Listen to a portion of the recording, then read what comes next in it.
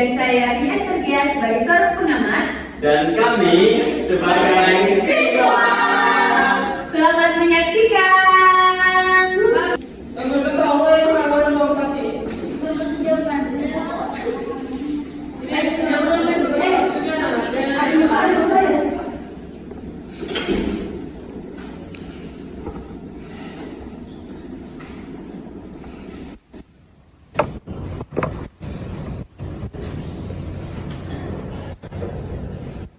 Baik, Assalamualaikum warahmatullahi wabarakatuh.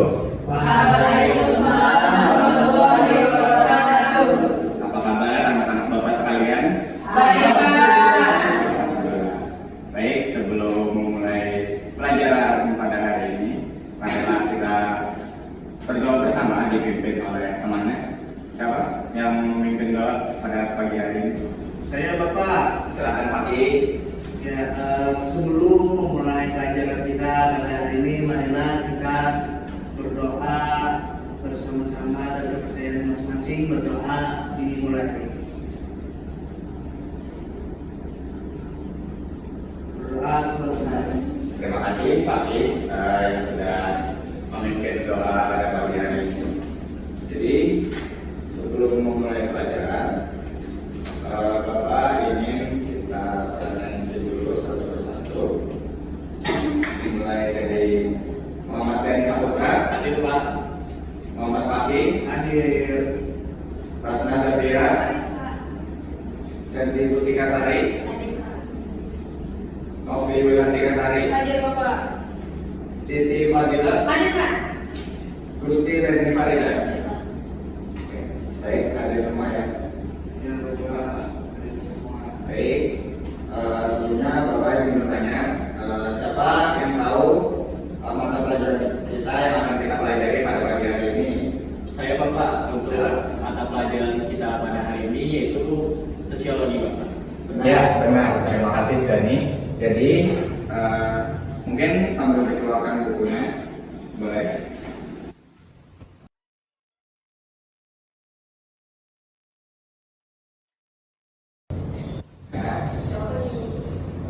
Baik, anak-anak, ada yang tahu nama tokoh di depan siapa? Ayo, siapa? Cek catatannya. Novi, siapa nama tokoh di depan? Ini dia Pak. Itu Agus Komte. Iya, benar. Terima kasih Novi. Nah, jadi nama tokoh di depan adalah Auguste Comte. Nah, jadi pada pelajaran sosiologi hari ini kita akan belajar sedikit mengenai biografi dari salah satu tokoh sosiologi yaitu Auguste Comte beserta pemikirannya tentang 3 tahap sosiologi. Baik, kita masuk ke materi pertama yaitu sedikit biografi dari Auguste Comte. Nah, Auguste Comte sendiri itu lahir pada tahun 1798 di Montpellier, negara Prancis. Setelah itu, beliau juga kuliah di École pada tahun 1816 dan pada tahun 1817 beliau bekerja menjadi sekretaris di Saint-Simon. Lanjut. Nah, Auguste Comte sendiri anak-anak itu hidup di tengah iklim intelektual di mana sisa-sisa zaman pencerahan masih bertahan di Perancis. Dan pada zaman itu juga agama sudah mulai dilupakan oleh kalangan intelektual dan ilmuwan pada masa itu, sehingga banyak intelektual yang menyatakan ateisme secara terbuka. Jadi pada zaman itu banyak kalangan intelektual dan ilmuwan itu mungkin sudah mulai tidak percaya lagi sama yang namanya agama, merasa bahwa agama itu tidak relevan dan pada akhirnya menyatakan ateisme di negara Prancis. Lanjut, Auguste Comte itu keluar dari École Polytechnique di Paris setelah ada seorang mahasiswa yang didropot karena memberontak dalam mendukung Napoleon. Lanjut. Nah, Komte sendiri memberi nama ilmu pengetahuan masyarakat dengan sebutan fisika sosial. Nah, di mana ini adalah nama yang disebut Auguste Comte sebelum adanya nama sosiologi. Nah, namun beberapa bulan sebelum menerbitkan buku, seorang ilmuwan dari Belgia bernama Adolf Quetelet menggunakan istilah tersebut untuk yang sekarang dikenal dengan demografi. Nah, maka dari itu pada akhirnya Comte mengganti istilah fisika sosial menjadi nama sosiologi yang diambil dari bahasa Latin yaitu socius yang berarti masyarakat dan bahasa Yunani yaitu logos yang mengartikan sebagai ilmu. Nah, langsung lanjut. Nah, penggunaan istilah fisika sosial itu menunjukkan bahwa Comte berusaha membangun sosiologi dengan mengikuti aturan ilmu-ilmu alam, yang dimana sosiologi sendiri menurut Comte itu akan menjadi ilmu yang dominan dengan cara menelaah statistika, yaitu struktur sosial ataupun ilmu sosial statis dan dinamika sosial. Fokus kajian Comte sendiri itu lebih menitik beratkan pada dinamika sosial, yang dimana hal ini mencerminkan minatnya terhadap reformasi sosial, khususnya terhadap patologi-patologi sosial yang merupakan dampak dari revolusi Prancis dan zaman pencerahan Eropa. Comte sendiri lebih percaya bahwa dinamika masyarakat bisa bergerak ke arah yang lebih baik hanya melalui evolusi, bukan revolusi. Nah, jadi salah satu yang terkenal dari pemikiran Auguste Comte sendiri yaitu adalah evolusi alamiah dalam bentuk hukum 3 tahap, yang dimana ada 3 tahap intelektual yang terjadi di dunia ini dalam sejarahnya. Langsung aja ke tahap yang pertama. Boleh sambil dicatat. Yang pertama ada tahap teologis, yang dimana manusia sendiri mempercayai adanya kekuatan-kekuatan di luar alam yang menjadi sebab adanya peristiwa-peristiwa seperti kematian, bencana alam, peperangan, dan sebagainya. Contoh misal banjir yang terjadi di Sumatera saat ini, nah itu kan masuk ke bencana alam. Terus kematian yang pastinya terjadi kepada seluruh makhluk hidup. Ya, benar. Nah, kita masuk ke animisme. Apa itu animisme? Boleh Pak Ki, silakan. Minta tolong kepada Pak Ki untuk dibacakan yang ada di depan.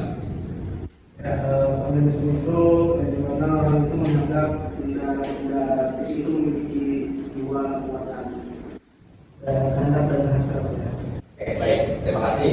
Oke, terus kita lanjut ke politeisme. Sekarang Sandy, boleh dibacakan? Politisme yaitu kekuatan alam yang diproyeksikan dalam berupa dewa-dewa. Oke, terima kasih Sandy. Terus Lenin, boleh dibacakan di bagian monoteisme.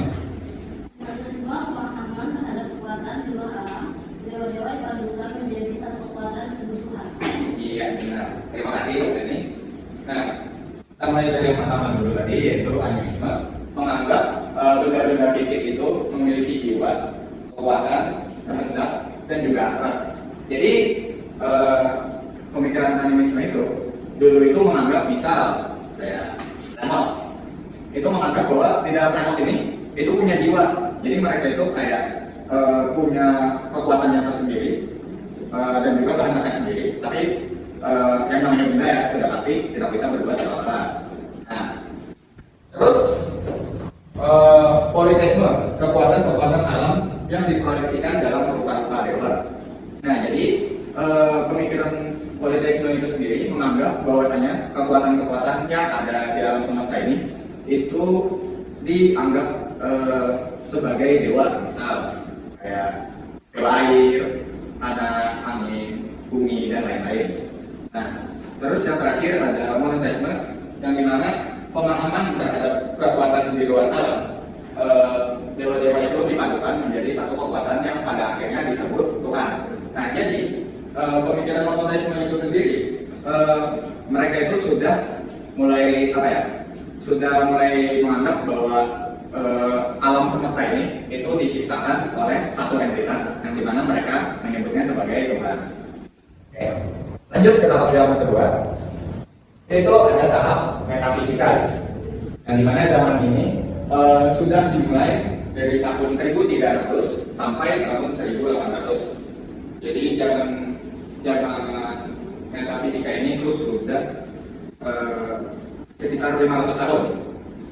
Yang dimana pada tahap metafisika sendiri, kekuatan di luar alam itu dirubah menjadi abstraksi-abstraksi metafisis, di mana alam sendiri dianggap memiliki kekuatan. Lanjut pada tahap yang ketiga, yaitu tahap positivis, di mana tahap ini sendiri adalah puncak dari perkembangan pengetahuan manusia. Nah, bisa Bapak lihat, manusia tidak lagi mencari sebab-sebab peristiwa di luar yang bisa diamati. Semua mengacu pada fakta, yang dimana maksudnya sendiri adalah manusia itu tidak lagi mungkin percaya pada suatu hal yang tidak bisa dibuktikan. Jadi manusia pada tahap ini itu mulai percaya apabila itu bisa dibuktikan atau mungkin ada faktanya. Nah, untuk ciri metode positivis sendiri ya bahwasanya objek yang dikaji harus berupa fakta dan bahwa kajian harus bermanfaat serta mengarah ke kepastian dan kecermatan.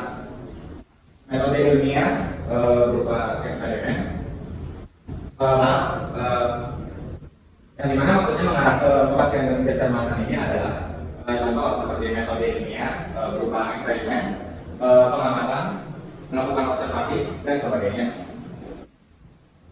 Yang dimana sosiologi sendiri yang tidak menggunakan metode pengamatan, perbandingan, eksperimen maupun historis bukanlah kajian ilmiah, melainkan hanya dongeng atau khayalan belaka. Baik anak-anak, sampai di sini materi kita. Apakah dari kalian ada yang ingin bertanya?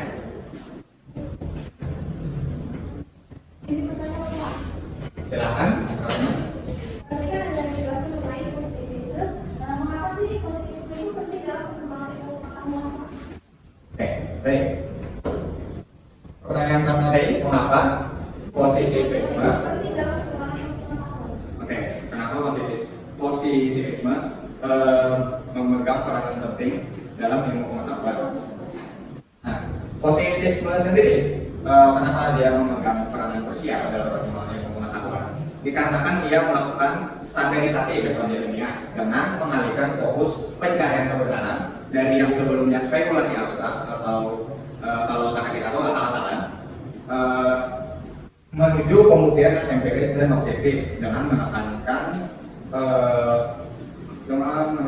pada misalnya kayak observasi dan juga penelitian. Sama-sama, terima kasih kembali. Baik anak-anak, untuk sesi tanya jawab sampai di situ dulu. Nah, setelah ini Bapak ingin kalian membuat kelompok diskusi. Nah, tapi sebelum kalian membuat kelompok diskusi, masih semangat gak nih anak-anak? Masih semangat nih? Masih. Kita tepuk semangat dulu ya, biar yang semangat makin tambah semangat. Tepuk semangat. Semangat.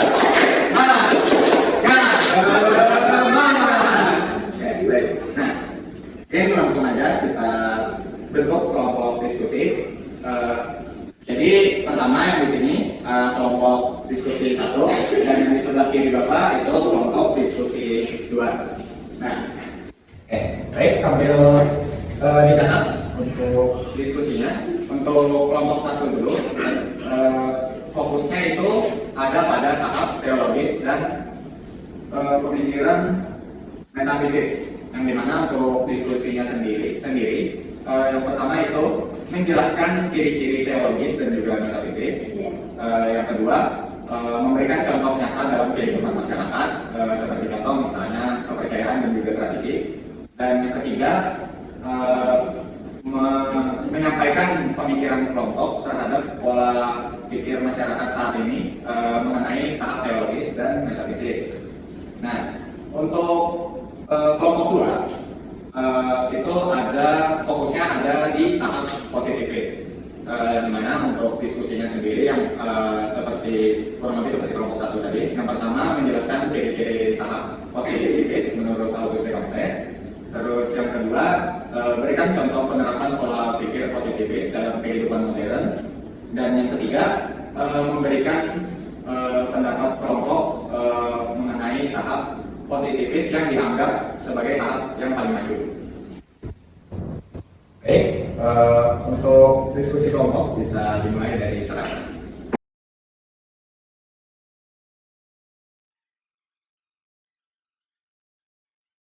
Baik, anak-anak, apakah sudah selesai diskusi kelompoknya? Sudah. Baik, jadi kelompok mana dulu yang mau menjelaskan tentang pemikiran?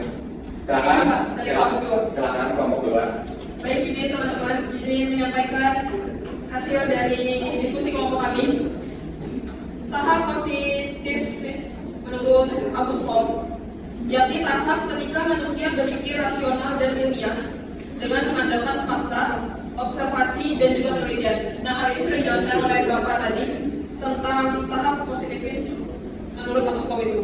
Nah, lalu hal ini tentu saja bukan kepercayaan atau spekulasi. Nah, jadi pola pikir ini tampak dalam pendidikan, teknologi, dan juga kesehatan yang berbasis data serta ilmiah. Jadi apapun yang disertakan apapun yang sudah disertakan di dalam bidang-bidang tertentu saat ini, semuanya memiliki basis data serta bukti yang konkret dan valid. Nah, selanjutnya tahap positifis ini dianggap paling maju karena dia mampu menghasilkan pengetahuan yang objektif dan memberikan solusi nyata bagi masalah masyarakat dan kalangan orang-orang yang ada di sekitar kita. Cukup Bapak, sekian, terima kasih. Baik, beri aplaus dulu untuk kelompok 2. Baik, terima kasih kepada kelompok 2 yang sudah menjelaskan pemikirannya. Sekarang lanjut ke kelompok pertama, silakan menjelaskan pemikiran. Ya, baik, di sini kami kelompok 1 dapatnya tahap teologis dan juga metafisika. Nah, jadi saya benar-benar dari tahap teologisnya, ini juga fenomena ini berdasarkan pada tanda Tuhan, dewa, Tuhan ataupun yang baik. Dan itu ada dua ciri-ciri lainnya seperti kepercayaan itu lebih bersifat ke mistis-mistisannya gitu. Masa itu bisa ya. Jadi untuk contoh nyata di teologis ini di masyarakat, tentunya di Indonesia sendiri ya, ada pun tahapan-tahapan teologis sendiri terlihat pada seperti seseorang masyarakat sendiri melakukan tradisi seperti ritual selamatan dan juga gunanya ritual selamatan ini tentunya mereka pada musim tanam-tanaman yang gagal, jadi mereka melakukan ritual selamatan ini agar contoh untuk teologis ini sendiri. Selanjutnya akan dikomentari. Langsung ke ciri-ciri metafisis tadi itu kebalikan dari tahap teologis. Nah, ciri-ciri tahap metafisis itu yang pertama, peristiwa tidak lagi memakai dewa atau roh, tetapi konsepnya lebih abstrak seperti tentang hakikat, kekuatan alam, atau bahkan esensi. Dan juga mulai menggunakan akal dan filsafat, tetapi belum berbasis metode ilmiah. Kemudian ada norma dan nilai mulai dikaitkan dengan konsep alamiah atau rasional. Jadi selanjutnya ini contoh nyata dalam kehidupan masyarakat pada tahap metafisis. Di dalam contoh tersebut misalnya seperti penyakit dijelaskan sebagai akibat ketidakseimbangan unsur tubuh tanpa penjelasan medis yang jelas. Terus juga anggapan bahwa nasib seseorang ditentukan oleh takdir alam atau garis hidup, serta keyakinan bahwa suatu bangsa itu maju karena memiliki jiwa nasional atau roh. Oke, terima kasih. Beri aplaus dulu kepada kelompok 1. Terima kasih kepada masing-masing kelompok yang sudah menjelaskan pemikirannya. Mungkin anak-anak silakan boleh kembali ke tempat duduk masing-masing terlebih dahulu.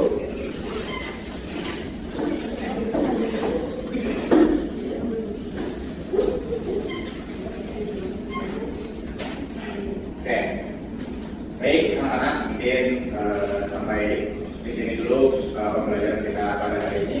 Ada yang masih ingat hari ini dari kita belajar apa?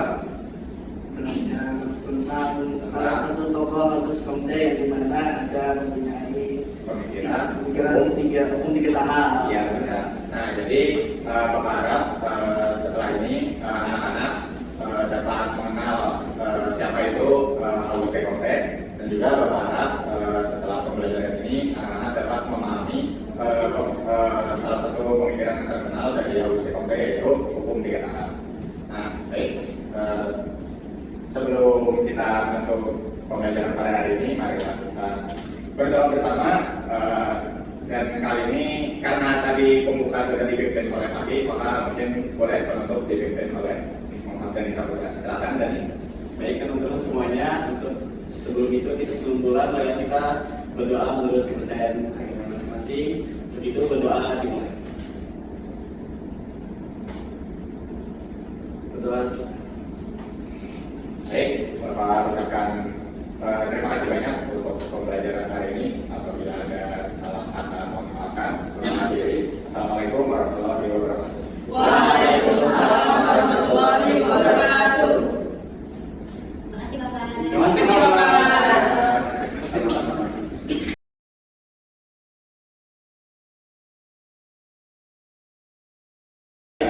Terima kasih.